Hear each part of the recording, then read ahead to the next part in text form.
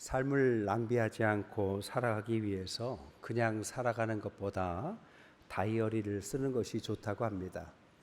다이어리를 쓰면 시간을 효율적으로 사용하고 해야 할 일을 잊지 않고 할 수 있는 그런 효과가 있다고 하죠.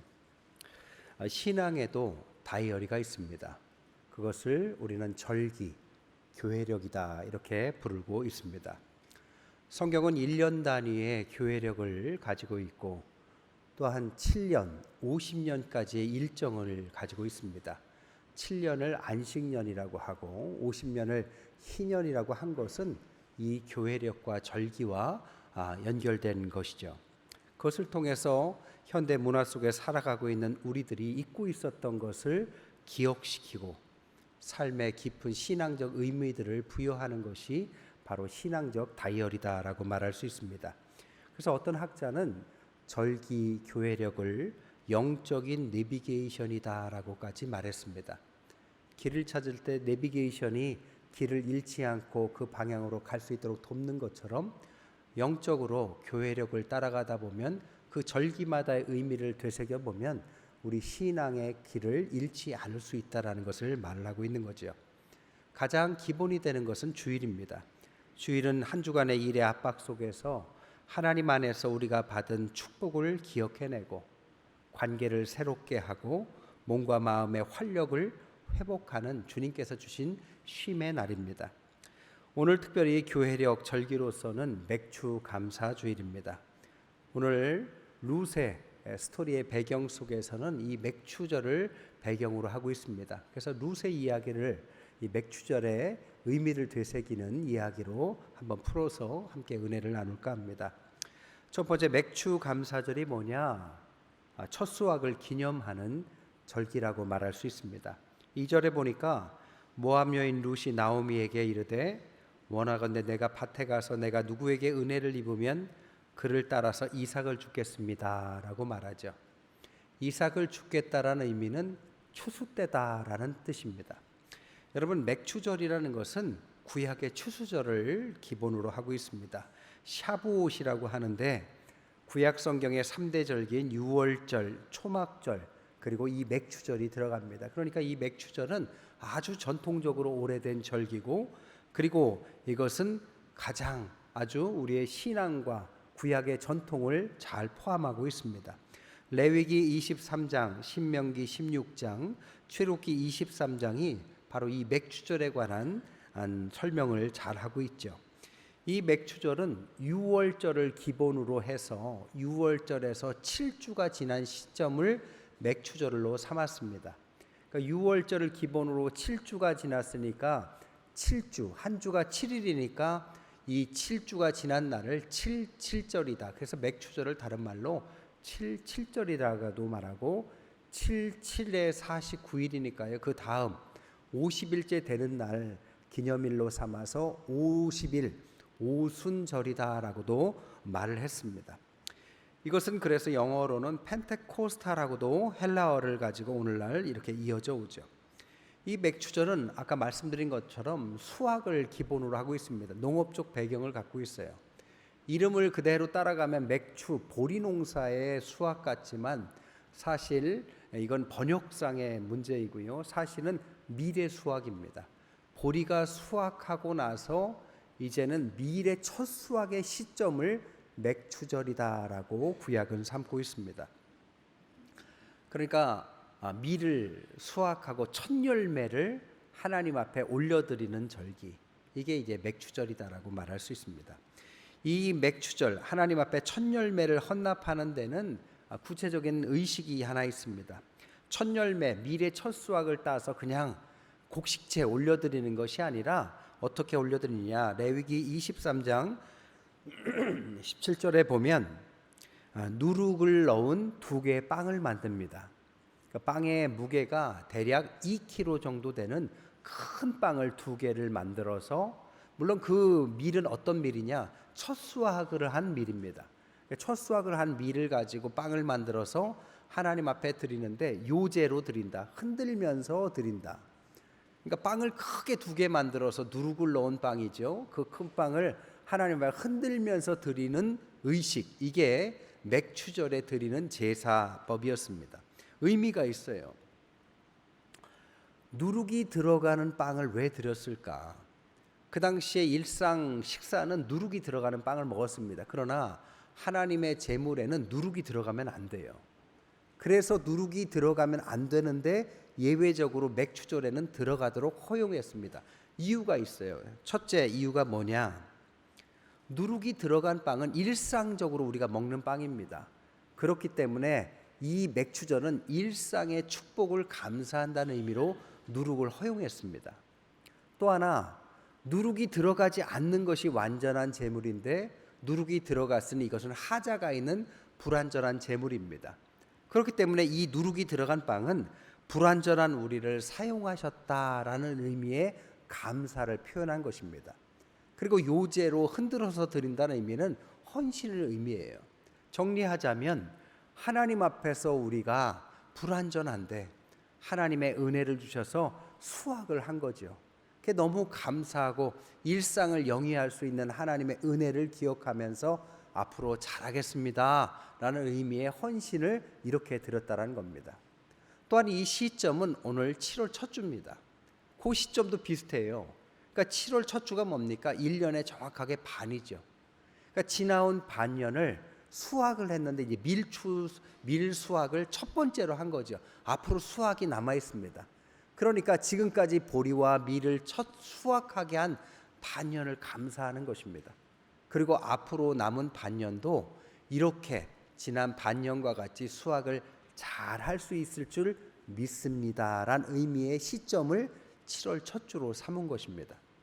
그러니까 하나님의 공급하심, 불완전한 우리에게 일상을 주시고 우리에게 부족하지만 하나님은 먹을 것을 주시고 입을 것을 주시고 살 집을 주시고 직장을 주시고 살아가는 모든 것들을 공급하신 하나님을 1년의 중간에서 잊지 않고 기억하며 하나님께 감사의 예물을 드리는 절기가 맥주 감사절이다라고 말할 수 있는 겁니다. 두 번째, 이 절기는요, 약자를 위한 배려와 나눔의 절기다 라고 말할 수 있습니다.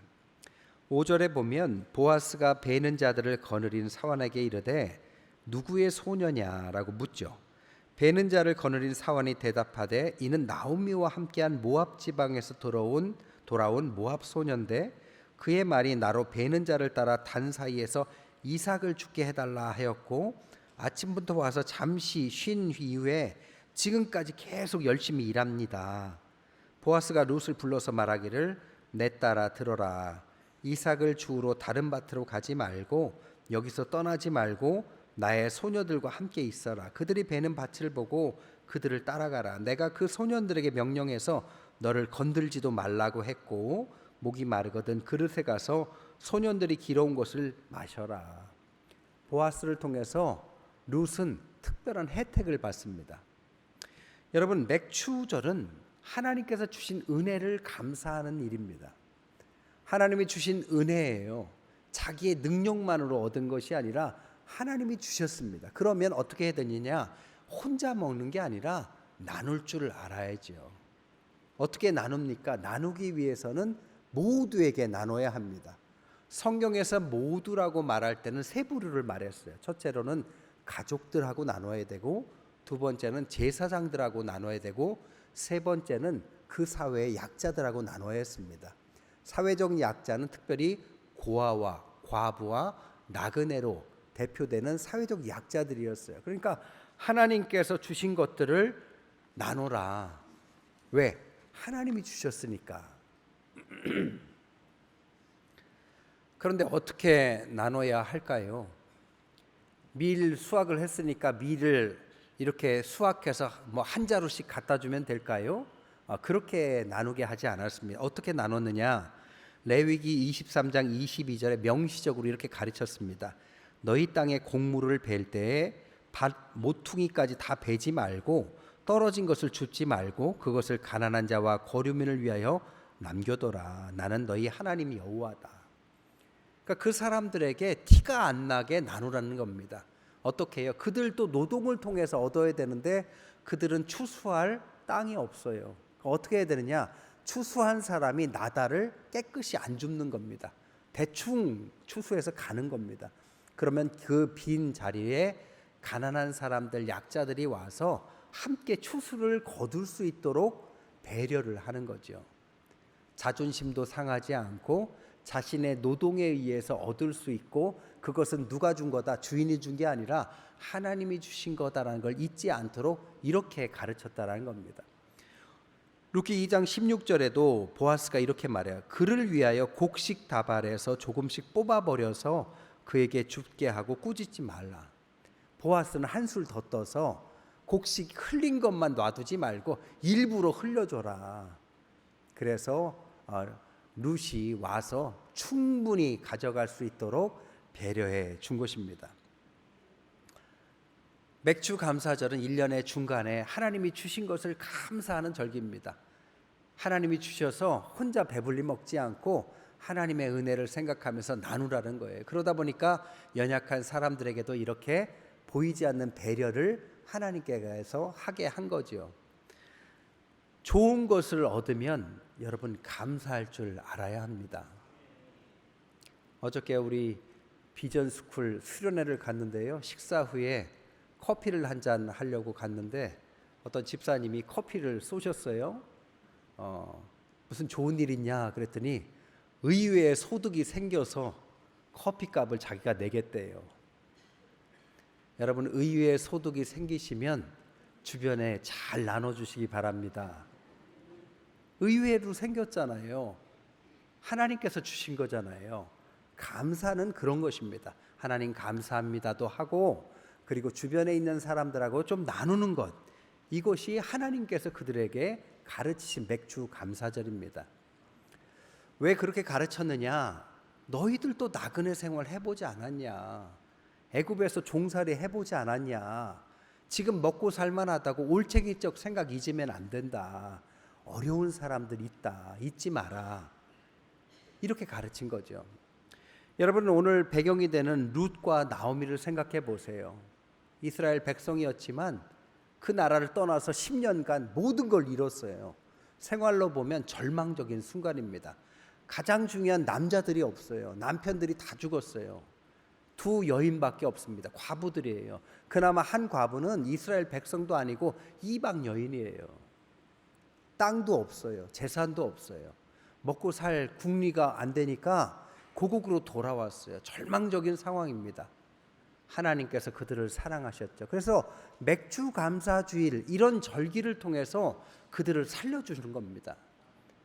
근데 하나님의 이 놀라운 은혜는 그냥 곡식을 줍는 정도가 아니라 어떻게 합니까? 한술 더 나아가죠. 어떻게 합니까? 세 번째, 연약한 우리를 구원하시는 예수 그리스도를 기억하도록 만드신다는 거죠. 룻은 그렇게 자신의 시어머니와 함께 먹고 사는 것뿐 아니라 이 보아스를 통해서 많은 것들이 해결됩니다. 그러면서 결국에는 보아스를 통해서 구원을 받죠. 이 보아스가 의미하는 표현이 뭐냐면 기업 물을 자입니다. 기업 물을 자가 뭐냐? 빚을 진 것을 탕감해 주는 가장 가까운 친족을 말해요. 빚을 탕감해 주는 자. 이것이 나중에 누구를 예표합니까? 예수 그리스도. 죄된 우리의 빚을 탕감해 주시고 우리를 구원하시는 분. 이렇게 나아가죠. 2장 1절에 보면 나오미의 남편 엘리멜렉의 친족으로 유력한 자, 그의 이름이 보아스였는데 내가 누구에게 은혜를 입습니까? 했더니 10절에 룻이 엎드려 얼굴을 땅에 대고 절할 때 그에게 나는 이방 여인이거늘 당신이 어찌해서 내게 은혜를 베푸시며 나를 돌보십니까? 울면서 얘기했겠죠. 감사해서. 그랬더니 보아스가 뭐라고요? 12절에 하나님 여호와께서 그의 날개 아래 보호받으러 온 내게 온전한 상 주시기를 원한다. 그리고 20절에 그가 기업 물을 짜였다. 단순히 우리가 먹고 사는 것의 문제를 해결하고 감사를 나누는 것을 넘어서 하나님은 이 절기를 통해서 우리가 어디서부터 왔고 어떻게 해결됐고 우리가 누구인지를 생각하도록 만드십니다. 저 볼 것 없는 절망적인 상황인 이방 여인이 이스라엘 땅으로 와서 하나님을 만나죠. 하나님을 만나서 그의 백성이 되고 심지어 보아스와 같은 유력한 사람의 아내가 됩니다. 그래서 어떻게 됩니까? 룻이 예수님의 족보에도 들어가죠. 4장 13절에 보니까 보아스가 룻을 맞이해서 아내를 삼아주고 임신케 하셔서 자녀를 낳습니다. 17절에 보니까 이웃 여인들이 그에게 이름을 지어주되 나오미에게 아들이 태어났다. 그의 이름을 오벳이라 했는데 그는 다윗의 아버지 이새의 아버지였다라. 그러니까 룻이 이방 여인이었는데 그가 먹고 살 궁리할 정도로 그렇게 어려웠는데 하나님의 백성으로 만드시고 심지어 기업 물을 자인 보아스의 아내가 되게 하시고 거기에서 귀한 아들을 낳는 그 아들이 오벳인데 오벳이 이새를 낳고 이새가 다윗을 낳고 다윗이 후에 예수 그리스도를 낳게 되는 것입니다. 한마디로 말해서 어떤 죄 많고 하나님 앞에 구원이 멀었던 존재가 하나님의 절기와 연결되어서 하나님을 만나고 하나님의 신부가 되고 그리스도의 신부가 되고 신분이 변화해서 영원한 축복의 족보까지 들어간다. 이게 맥추절의 의미의 확장이다라고 말할 수 있는 거죠. 여러분, 우리가 누구입니까? 바로 룻과 같은 존재죠. 구원받을 수 없는 빛에 허덕이는 죄인이었는데 주님께서 우리를 불러주셔서 신부 삼으시고 주님과 함께 신부된 우리가 신분이 상승되어서 하나님의 자녀가 되고 자녀가 될 뿐 아니라 영적인 귀한 족보에까지 들어가는 생명책의 주인공까지 된다라는 사실이 바로 우리들인 것입니다. 그 사실이 이 맥주 감사절에 룻에게 일어났던 일이고 오늘날 우리에게도 동일하게 일어난 일인 줄 믿습니다. 여기서 또 더 나아가죠. 어떻게 해요? 네 번째, 성령을 통해서 교회가 탄생하고 복음의 확장까지 맥추절은 이어집니다. 루키 1장 16절에 보니까 룻이 이르되 내게 어머니를 떠나며 어머니를 따르지 말고 돌아가라 강권하지 마옵소서. 어머니께서 가시는 곳에 나도 가고 어머니께서 머무시는 곳에 나도 머물겠나이다.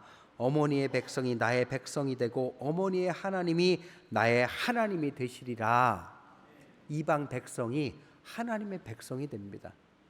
여러분, 맥추절이 뭐라고요? 77절이라고요. 77절이 뭐라고요? 오순절이라고요. 오순절을 구약적 전통으로 우리는 잘 모릅니다. 근데 신약으로는 알고 있죠. 언제요? 사도행전 2장에 보니까 예수님께서 부활 승천하시면서 제자들에게 기도하고 때를 기다리라 할 때 성령의 강림 사건이 언제 일어납니까? 오순절날 일어나죠. 오순절날 그날 일어납니다. 그래서 불완전한 제자들이 완전한 제자로 변하게 되고 첫 열매인 백성이 되고 첫 열매인 교회가 되는 것이 맥추절과 바로 오순절의 연결선상에 있다라는 것입니다. 맥추절은 농업에서 시작했지 몰라도 이 신약의 오순절은 영적인 수확으로 이어진다라는 거죠. 그래서 복음의 첫 열매였던 이 제자들의 변화를 오순절 때 우리는 보게 되는 거죠. 누룩 들어간 불완전한 빵을 바쳤던 것처럼 그들은 이 오순절을 겪기 전에는 불완전한 존재였습니다. 12명이 있었는데 하나는 예수님을 팔거나 예수님을 끝까지 믿었던 제자는 아무도 없고 대부분 도망치거나 겁에 질려서 주님의 백성 제자라고 말하기에도 부끄러웠습니다. 누가 봐도 불완전했는데 이 오순절을 기점으로 완전히 180도 변하죠. 목숨을 걸고 땅끝까지 가려는 것을 주저하지 않고 누구라도 하나님의 백성으로 제자로서 완벽한 모습을 보여줍니다. 왜요? 오순절의 역사가 이때 들어간 것입니다. 맥추 감사절은 바로 이런 거죠. 하나님의 새 언약으로 우리에게 하나님의 놀라운 영이 부어지고 맥추절은 가난한 사람들 그들과 나눴다면 육신의 것들을 나눴다면 오순절로 가서 영적인 것들을 나눠서 이 오순절날 마가의 다락방에 임했던 성령의 역사로 그 당시에 모였던 많은 사람들에게 이방인들에게 복음이 전파되어서 영적인 것들의 확장, 한마디로 말하면 세계에 복음이 전파된 날이 바로 이 날이라는 것입니다. 맥추감사절은 그래서 단순하게 반년 잘 살았으니 감사하자라는 정도가 아니라 이렇게 복음의 하나님의 제자가에 변하고 나중에는 하나님의 선교로 이어지는 복음의 확장까지 가는 것이 바로 맥주 감사주일, 바로 오늘의 진정한 진이다라고 말할 수 있습니다. 말씀을 정리하겠습니다. 초반에 제가 말씀드렸어요. 신앙의 절기라는 것은 우리에게 신앙의 어떤 것들을 잊지 않도록 영적인 내비게이션 역할을 하고 주의를 환기시켜 준다. 만약에 우리가 교회력이나 절기를 잊고 그 의미를 따지지 않는다면 어떻게 될까? 몇 가지 제가 말씀드릴 수 있습니다. 첫째, 만약에 우리가 절기와 교회력을 잃는다면 현대 세속사회에서 극단적인 민족주의의 광풍에 우리는 휩싸일 겁니다. 실제적으로 온 세계가 이 방향으로 흘러가고 있죠. 두 번째, 도덕규범이 사라지고요, 힘만을 추구하는 세상 문화에 우리는 유혹받을 것입니다. 교회는 주님이 왕이시고 남녀노소 강한 자 약한 자들이 주님의 하나의 백성으로서 하나가 되는 하나님의 백성이 머무는 곳인데, 이 안에서도 강한 자, 힘 있는 자, 권력을 쫓는 자가 계속 생기기 시작할 수도 있습니다. 세상에 나가서도 빛의 역할을 하기는커녕 힘을 얻으면 된다고 부를 쫓거나 아니면 권력만을 쫓거나 그것만 쫓으면 다 된다라는 그런 세속적인 사고를 우리에게 줄 수도 있다는 것입니다. 세 번째로는 인간은 성경을 통해서 죽을 수밖에 없다라는 유한성을 배우게 되는데 죽음을 터부시하게 하는 세상 문화처럼 된다라는 거죠. 오늘날 한번 생각해 보세요. 옛날에는 장례식장에 가면 시신을 직접 볼 수 있었습니다. 그러니까 오늘날 장례식장 가서 볼 수 있습니까? 죽음을 점차적으로 우리는 터부시하기 시작했어요. 하나의 의식이 돼버렸고 죽지 않는 것처럼 살아갑니다. 어제도 살았고 오늘도 살았으니 내일도 살 거라고 우리는 확신에 차 있어요. 그러다 보니까 죽음과 먼 인생, 언젠가 죽을 거를 알면서도 영원히 살 것처럼 착각하는 인생, 거기에서 타락이 시작된다는 것입니다. 네 번째, 속죄와 용서의 틀을 신앙의 교회력을 통해서 절기를 통해서 배워야 하는데 그렇지 않는다면 우리는 우상에 빠질 것입니다. 현대 우상의 가장 큰 우상은 자기라는 우상입니다. 이것을 심리학에서는 나르시시즘이라고 그러죠. 자기밖에 몰라요. 심지어 자녀들에게 자기밖에 모르라고 가르칩니다. 이게 현대의 가장 큰 우상이라고 말할 수 있죠. 다섯 번째, 마지막으로는 주일을 성스러운 쇼핑의 날로 전락시킬 수 있다. 그러니까 쉬는 날이니까 어디 가서 쇼핑이나 하는 그런 날로 전락시킬 가능성이 있다는 겁니다. 결국 우리는 삶의 의미를 잃어버릴 것입니다. 절기와 교회력을 잃으면 우리는 하나님의 백성으로서의 정체성을 잃어버리고 결국 혼란 가운데 길을 잃어버릴 가능성이 있습니다. 그래서 뭐라고요? 영적인 내비게이션을 키라는 거죠. 다시 정리할게요. 맥주 감사절은 네 가지 의미를 갖고 있습니다. 첫째, 연약한 우리들을 하나님께서 지난 반년간 주님의 축복으로 살게 하셨고 그 축복 가운데 감사하며 남은 반년도 하나님의 은혜 가운데 살 줄 믿습니다라는 희망의 절기. 두 번째로는 주신 축복을 기억하고 주변의 이웃들과 그 축복을 나누는 절기. 세 번째로는 가장 연약한 이방인 여인도 주님의 복된 족보에 들으시는 구원의 절기. 네 번째로는 이 복음이 성령의 충만함을 얻어서 세계 모든 곳으로 두루 퍼지도록 하는 바로 선교의 절기가 맥주 감사절이다라는 것입니다. 내비게이션을 키셨어요? 방향을 잃지 마시고 남은 반년 하나님께서 이끄시는 그 목적지를 향해서 성스러운 거룩한 발걸음을 이끄시는 저와 여러분 되시기를 주님의 이름으로 간절히 축원드립니다.